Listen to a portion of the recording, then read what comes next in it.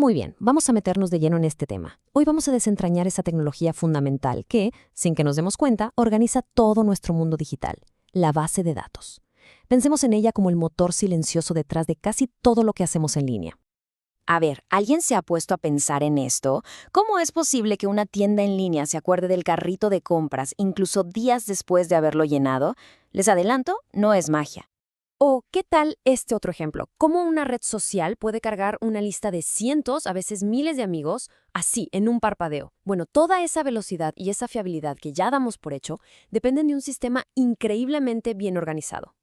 El problema de fondo que estos sistemas vienen a resolver es el caos de los datos. Sin ellos, tendríamos inconsistencia por todos lados, un acceso súper complicado y datos totalmente aislados. Imagínense una biblioteca con absolutamente todos los libros tirados en el suelo. Un desastre. Entonces, ¿cuál es la solución? Pues justo eso, pensar en una base de datos como una biblioteca digital, pero una que está perfectamente organizada. Es la estructura que justamente le pone orden a todo ese caos. Y aquí tenemos la definición un poco más formal. Una base de datos es una colección de datos lógicamente coherentes, con algún significado inherente, diseñada y construida para un fin específico. El punto clave aquí es que no es nomás un montón de datos aventados, sino un conjunto que tiene un propósito y donde todo está relacionado. Y en el mero corazón de esta biblioteca digital está el componente principal, digamos, el estante, la tabla. Es la forma más común y fundamental que existe para guardar los datos. Y miren, esto lo ilustra perfecto. Aquí vemos una tabla súper sencilla de alumnos.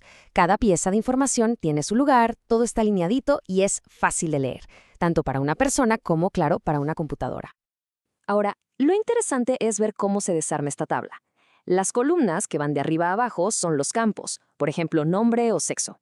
Las filas que van de lado a lado son los registros, o sea, toda la información de un solo alumno. Y la tabla, pues es simplemente juntar todos esos registros que tienen que ver entre sí. Pero claro, los datos casi nunca están solitos. El verdadero poder de todo esto sale a la luz cuando las tablas empiezan a conectar unas con otras. Así es como cuentan una historia mucho más grande. Y a esas conexiones las llamamos relaciones. Y hay de varios tipos. Por ejemplo, en una relación uno a uno, un registro de un alumno corresponde a un único registro de su credencial. Pero en una relación uno a muchos, que es súper común, un solo alumno puede estar conectado a un montón de registros de exámenes. Así es como se van construyendo sistemas cada vez más complejos. Ok, entonces, ¿cómo nos comunicamos con esta biblioteca? ¿Cómo le pedimos las cosas? Pues necesitamos un lenguaje especial, y ese lenguaje se llama SQL. La pregunta del millón es, ¿cómo le hace una aplicación para pedirle a la base de datos justo la información que necesita y que lo haga de forma precisa y rápida? La respuesta es con algo que se ve más o menos así. Esto que vemos es un comando de SQL. Antes de explicar qué hace, notemos su estructura. Le está pidiendo columnas específicas de una tabla en particular, pero solo las que cumplen con cierta condición. SQL, o sea, lenguaje de consulta estructurado, es básicamente el idioma universal para hablar con este tipo de bases de datos. Y aquí está la clave de todo, ¿eh? Es un lenguaje declarativo. Esto significa que le dice a la base de datos qué resultados se quiere, pero no se mete en darle instrucciones de cómo tiene que hacerle para encontrarlo. De hecho, casi todo lo que se puede hacer con SQL lo podemos resumir en 4 acciones principales. Crear datos nuevos, con el comando insert, leerlos, como ya vimos con select, actualizar los que ya existen, con update, y finalmente borrarlos con delete. Estas 4 operaciones son el pan de cada día en el manejo de datos. Muy bien, ya tenemos la biblioteca, los estantes y hasta el idioma para pedir los libros. Pero, ¿quién se encarga de que todo funcione? ¿Quién es el que administra todo este lugar? Pues ese es el Sistema de Gestión de Bases de Datos, o DBMS por sus siglas en inglés. Es un conjunto de programas que facilitan la creación, mantenimiento y consulta de una base de datos.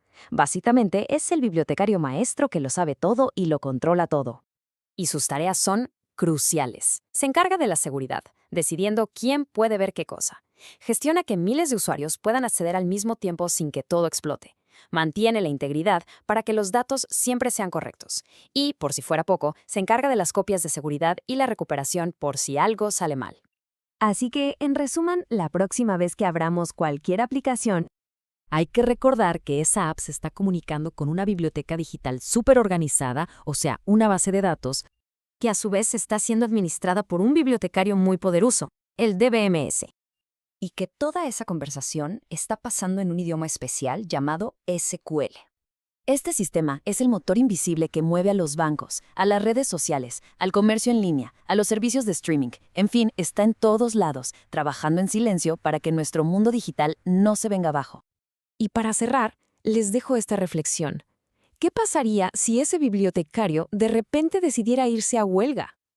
Bueno, pues el caos del que hablamos al principio regresaría en un segundo. Y eso nos demuestra lo indispensable que es este sistema, aunque casi siempre sea completamente invisible para nosotros.